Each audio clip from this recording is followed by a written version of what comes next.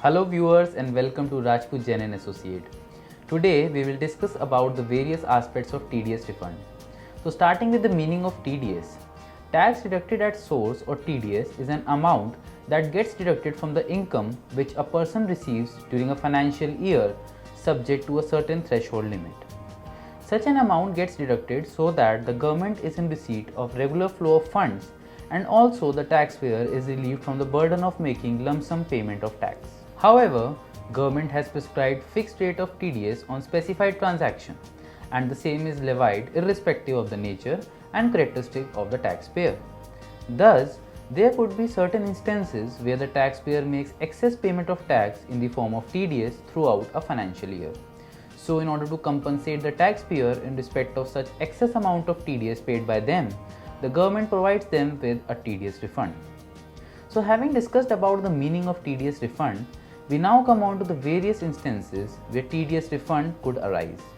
So, some of these instances are as follows. First of all, it is commonly seen that TDS refund arises in case of salaried person since they receive their salary after the deduction of TDS.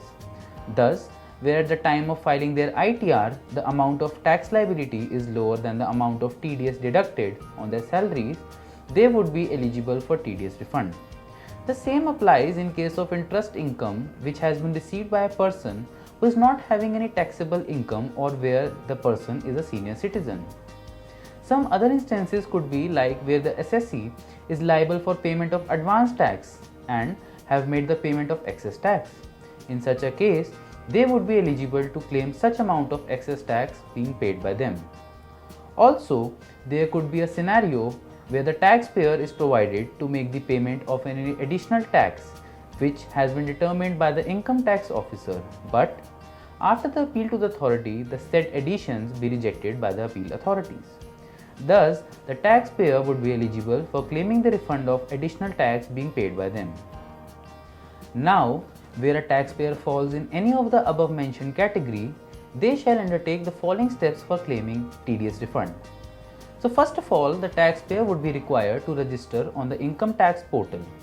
After registering on the portal, the taxpayer would be required to file their income tax return for the relevant financial year and the same shall be filed in the correct ITR form. After completely filling of the form, they shall be able to see the final tax liability. So, in case a tax amount is less than the tax liability, there would be a refund amount that would be generated, and where a refund amount exists, the same will be reflected in the bracket under the tax liability head. Then, the applicant would be required to submit the form on the income tax portal.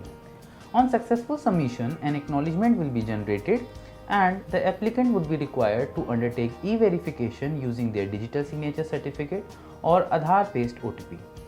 Now, on successful verification, the ITR will be forwarded to the concerned department, and after the scrutinization of the ITR, if found correct, the department will generate the refund of the excess tax paid and the same gets transferred in the registered bank account. However, it is to be noted that the same could take approximately 3 to 6 months from the date of filing of ITR. So now you all must be wondering that the department is taking so long for refunding the excess amount of tax. Thus, in order to compensate the taxpayer for delay in refund amount, the government provides for a payment of 0.5% interest rate per month and part thereof, and the same is calculated from the date of filing and complete verification of ITR till the generation of refund amount. However, one thing to note here is that such interest rate will be paid provided the amount of refund exceeds 10% of the total tax liability. Now, once the application is submitted with the income tax department, the applicant can check the status of the refund by logging into the portal. So now we will be discussing about the different types of refund status. So first of all, where the refund status is paid, it means that the same has been processed and credited to the taxpayer's registered bank account. In case the status is not refunded due to no demand, it means that the said taxpayer is not eligible for any refund of tax. Where the status is refund unpaid, it means that the department admits the refund amount. However, the same could not be processed due to any discrepancy in the bank details or the address proof of the taxpayer. In case the status shows refund status not determined, it means that the ITR and the refund is still under processing. However, where the status shows as demand determined, it means that the tax liability as determined by the assessee and as per income tax officer does not match, and hence the said assessee is required to make further payment of tax.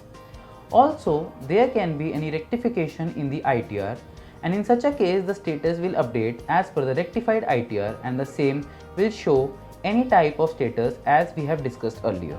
So having discussed about the major aspects in respect of TDS refund, we now come to the last part of our video.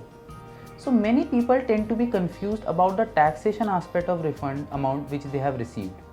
So one should note that the amount of refund that is received is not subject to any tax liability, since the same relates to tax payment which they have already paid.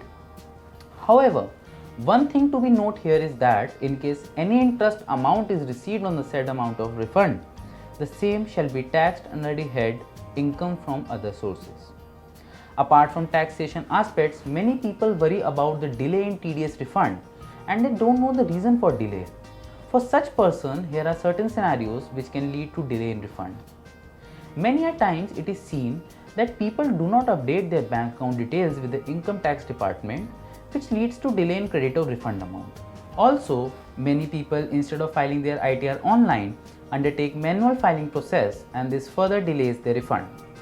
And the last reason could be the arising of tax liability by the income tax officer, and the assessee is required to make the payment of additional taxes.